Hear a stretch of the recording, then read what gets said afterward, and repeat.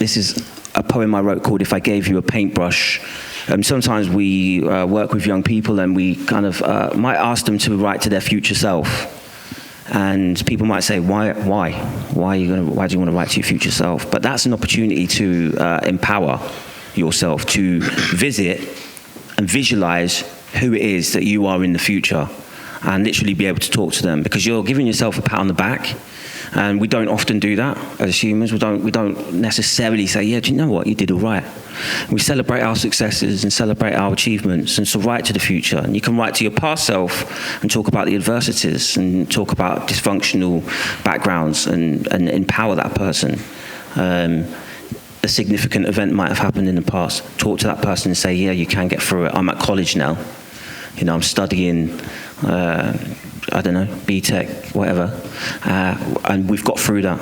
You know, we've found a place to live. We're not homeless anymore. Things like that. So if I gave you a paintbrush is basically if I handed you your destiny, where would you go with it? And this is that piece. See, I told you that would happen. If I gave you a paintbrush. When you hear this, I want you to visualize the person that you want to be in the future. See your success, reimagine dreams, and picture how you'll maneuver around pitfalls and the tripwires on the journey that we call life. And you'll be all right. One day you'll tell the world that a setback is a setup for a comeback.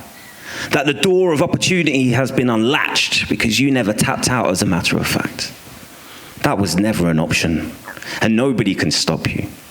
Establish boundaries and build an empire where the people you care about are feeling empowered, where they eat together at a table built on trust, and the food is served with a generous helping of love, where it's okay to say no, where there's no room for uncertainty. How amazing would the world be if all relationships were healthy and the transport was fueled by burning toxicity without emissions?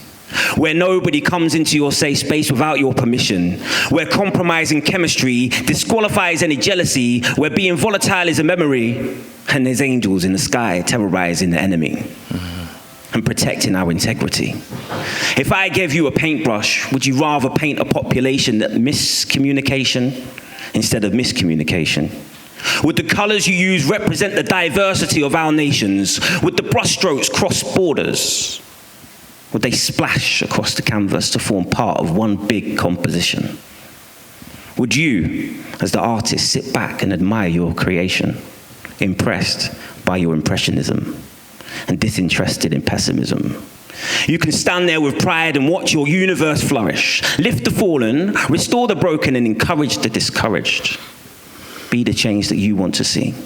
Don't be afraid sometimes to show your vulnerabilities and wear your heart on your sleeve. Today we start to believe in those that we depend on, even though we're independent.